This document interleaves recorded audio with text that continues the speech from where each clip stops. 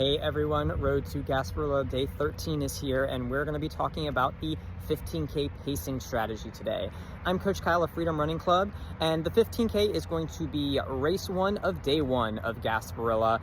And it's a really interesting race. Again, we talked about how there's not a lot of times people run 8Ks in the video last time. Same thing, 15K is a little bit more common, but it is something that's a little bit more unique and requires a much more different pacing strategy. Now, in the first two videos where we talked about the 5K and the 8K pacing strategy, we talked about how those races you're always going to stop because of acid accumulation. You're not running out of fuel. The 15K is the first one of these races. It really starts with 10K, but 15K in this event, the Gasparilla Distance Classic, is where you're really worried about running economy, okay? Who can use the least amount of fuel going from one place to the other because it's so much relatively longer. We're dealing with 9.3 miles here. And I've talked about this in the other ones. I'm going to be talking about pacing strategy specifically more for people that are going to be out there for, say, between, an hour and say like an hour and a half, something like that. If you're going to be enjoying the course for a little bit longer, it takes a little bit of difference, but not so much. I am going to be doing a video on the half marathon. Take a look at that video. You'll get some pointers on that because, again, it's about time in the zone. So the 15K, really interesting race there. It's one of the ones that does come with prize money if you're in the top 5 of local runners for Gasparilla locals, like the Tampa Bay area for Florida. It's the race I'm personally going to be racing this year, and I'm really excited to do that because it's the only race at Gasparilla that I have never raced. The 15K is really about holding steady, right? So essentially with the 15K, things in terms of like how a half marathon would be run or a 10-miler would be run are really going to apply. The reason being for this is you're going to be running at an intensity that you really should never be accumulating acid. You're going to be running right at what's called your lactic threshold. We talked about this in a video about setting up your tempo runs. I would definitely recommend watching that. That was one of the very first videos in this series. Lactic threshold means that you are producing and clearing acid in unison.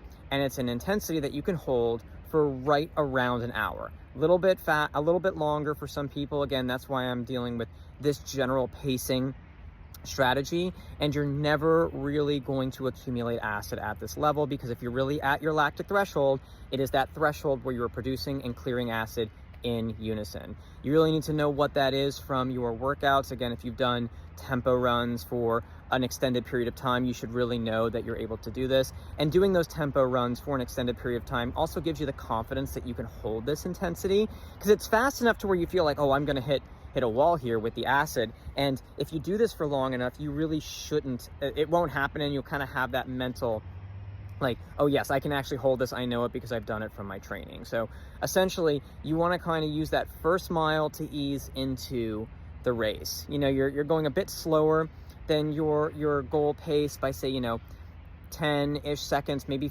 15 seconds, especially to make sure you're not wasting energy weaving in and out of people, but a little bit more conservative. And then you're kind of getting to that goal pace after maybe a mile, maybe 2 miles, and then you're kind of holding that goal pace, which is relatively intense. Again, it's what you can hold for all out for around an hour, and you're holding that all the way through until you get to about that last mile. And then you're just attacking. You've gone out a little conservative, you've run right at your lactic threshold, so you've not accumulated acid, you haven't run out of fuel sources just yet because you've done, your carbohydrate loading, you've probably done some fueling that morning, hopefully you've done some fueling that morning because you're running 9.3 miles. And so when you get to that last mile, we talked about staying under that lactic threshold. Doesn't matter about staying under that lactic threshold anymore. It's about smoothly pushing to the finish. So when you go out conservatively on miles 1 or 2, this is where you're making it back and then some. Again, you want to put yourself in the position to where you've not accumulated acid, to where you've not had that level of fatigue. Because if you do that at mile 4, it's over, essentially. You're just turning this into an angry recovery run at that point. But then you get to that point, you've stayed just under that threshold, you're fatigued, but you're not fatigued in the way that's going to make you stop because of the acid. Now it's go time. So this is the point where you are going to accumulate acid, but you want to smoothly push to the finish. And where that really starts kind of depends on how you're feeling. I really tell my athletes, it's right around that range, as you're getting to the start of that last full mile, or the last 1.3, depending on how the race is. They always mark it with Ks and miles here, so it's pretty good. you're mentally visualizing it. You're mentally preparing for what that last mile looks like, because it is going to be a tough mile. That's where you really are going. That's why you want to get there as comfortably as possible by going out on the first mile or two a little more conservatively, about 10-15 seconds slower than goal pace. Then you're holding that goal pace. You're just staying there. You're staying there. You know what your goal pace is because you've done a lot of this workout right at that intensity, and then it's go time for the last mile. You're smoothly pushing to that finish. Again, it's a little bit more of a nuanced race, and generally because it is longer, there has to be some feel going on there. You know, if you've got a point where if you go maybe 2-3 seconds faster per mile and you're going to run in a pack and they can block the wind, I would definitely do that. You're going to go all the way to the end of Bayshore and turn around, and we've talked about in some previous videos that usually that return trip, that's where you're going to have some more wind typically. So if you're able to get into a pack, especially around that turn, it would be beneficial, even if you're just slightly pressing just a tiny bit early so that they can block the wind for you. If you're pressing so much to where you're gassed and you're going to fall off that pack, don't do that. But if it takes just a little bit of a press to get to that point, you get all the way to the end of Bayshore, you kind of hook on the side road and you come back.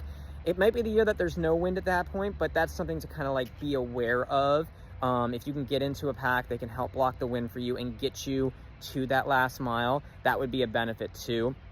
It's a little bit more nuanced with these longer races, again, because it's about running economy. So if you have any specific questions about the 15K, I'd love to help. Go ahead and ask those in the comments down below. We're going to be back here in the next video, and we're going to be talking about the half marathon pacing strategy.